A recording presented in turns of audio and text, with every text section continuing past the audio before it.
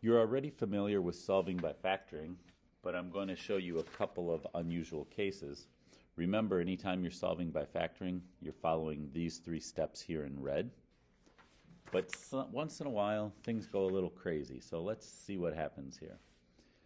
I look at this equation and I say, okay, it's in standard form set equal to 0, but the leading coefficient is not a 1, which means I don't get to use the beautiful technique of what two numbers multiply to negative 28 and add to negative 1. So let's just assume you got this one factored. Now I've turned the standard form into factored form. And the last step of your problem would be figure out what x values make the parentheses become a 0. Well, this one's pretty easy because you know 4 makes this parentheses become a 0. But this one's not necessarily as easy. Some people can look at that and know what x makes that become a 0.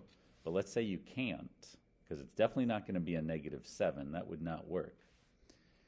If you can't figure out what x makes that parentheses become a 0, make a little equation for yourself.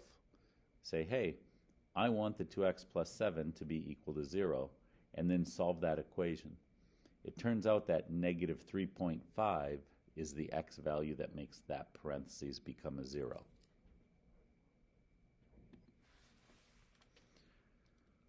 Here's an example where you would have started off with a binomial that has a GCF of 5x.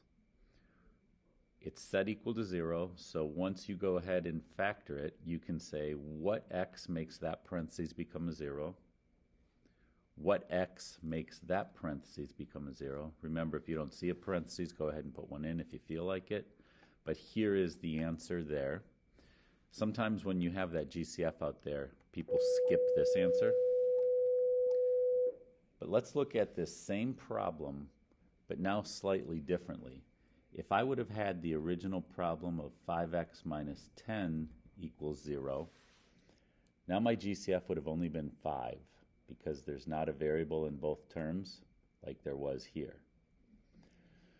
Now when it comes to finding an answer, I still do the same thing. What x makes that parentheses become a 0? Oh, that's 2.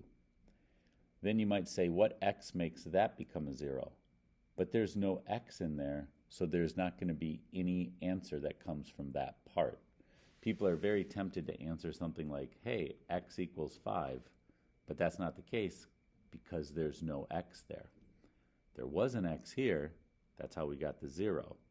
There's no x there, so there's no x for that answer. In this case, this equation has only one answer.